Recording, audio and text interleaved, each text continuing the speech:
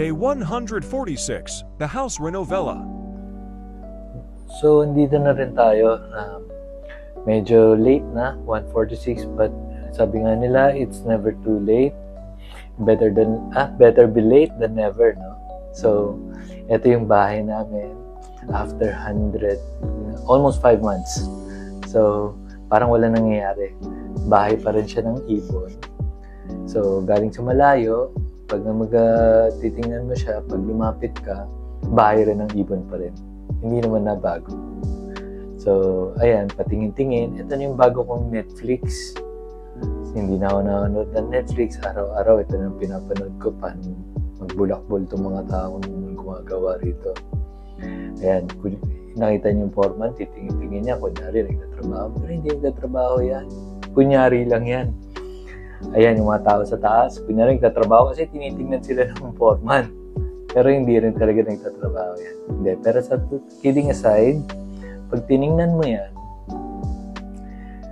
hindi ko alam bakit 5 buwan, pero ganyan pa lang rin ang nararating namin. Kaya siguro, kailangan na rin siguro namin ma-document ano ba nangyari araw-araw. Ayan, eto dito, gumagawa sila ng poste. Kasi, baluktot yan. Nung simulang ginawa, kailangan ilipat kasi yung metro ng kuryente kasi nag-ground na sa kabila.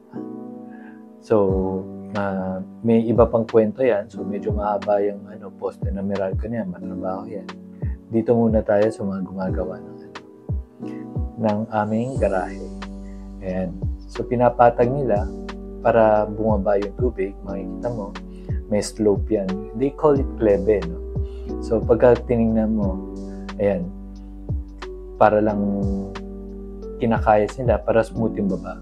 Yung finish nito, actually, hindi pa ako nakapag-decide anong ilalagay ko dyan. Kung tiles, or kung yung semento na yan, stone finish lang. Kasi yung kapatid ko nagbigay ng stones, pero parang feeling ko hindi ko magagamit dahil hindi yata siya angkop dyan. So, pero nang hinayang naman ako hindi gamitin. So, nag-iisip ako saan ko ma-utilize. So, kung nagtataka kayo, bakit wala pang design? Pero, ang masasabi ko lang, kasi ang design nito, ako lang mag-isa nagde-design. So, kada may maaayos, doon ako nag-finish ng design. Tapos, i-alter ko. Meron lang akong concept kung ano yung dapat ang kailangan ko dyan. Meron akong garahe, may kusina, may kwarto. At ito, yan, may gym. Ito gusto ko gawin kong gym. So, ang dito, gusto ko para akong may sariling mundo pag pumasok ko ng bahay. Weird ako eh. So, sa mga gustong mag-invento ng ginagawa, ito yung mga buhay na dadaanan ninyo. Akala nyo madali, hindi madali ito. Stressful yan. So, ito, paalala ko sa sarili ko, hopefully, hindi ko ulit-ulitin. Sana matapos na to. Ito ang ewan ko, parang 5 buwan ba yan pag titingnan nyo? Pero 5 buwan na yan. Ayan, palakad-lakad sila para may masabi, may pinagawa ako for the day. So, ito natapos na ito. Naglalagay kami ng metal fairing. Ang metal fairing, yan yung kakabitan mo ng mga gypsum board para lagayan ng kisame.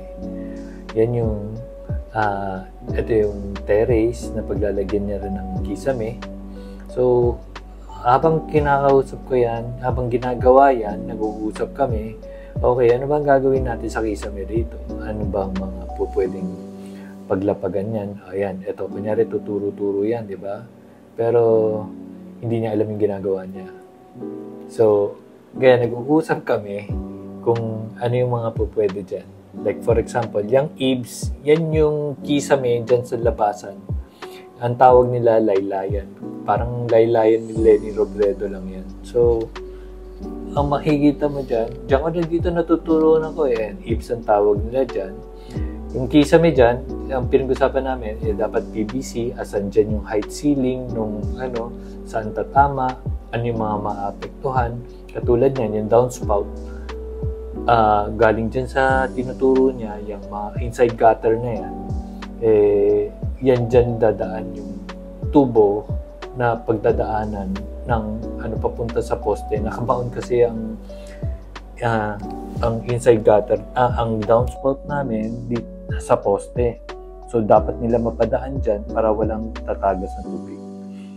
Ayan ang na-accumulate namin. Yan ang talagang 5 buwan na inipon namin mga basura. Diyan mapupunta. So, tapos dito tayo maglalagay ng attic. Una, walang plano na mag-attic to. Kaya hindi pero nung nabuksan, nakita ko, pagka nagkaroon ako ng pera, papayos ko to. Papagawan ko ng magandang attic. Para sa akin, maganda. Pero ewan ko sa inyo. Pero yan yung kailangan nila tandaan. Na mas maganda sana, kung pwede lang, wag house renovation. Kung pwede, mag-design ka from scratch. Kasi masyadong madugo kapag renovation.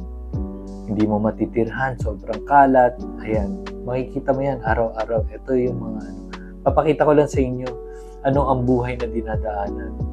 Para kung gusto nyo man pumasok, kailangan ninyo meron kayong idea talagang kalalabasan. Dati wala akong idea na ganito kadugo ganito kakalat, na ayan, maarte pa naman ako.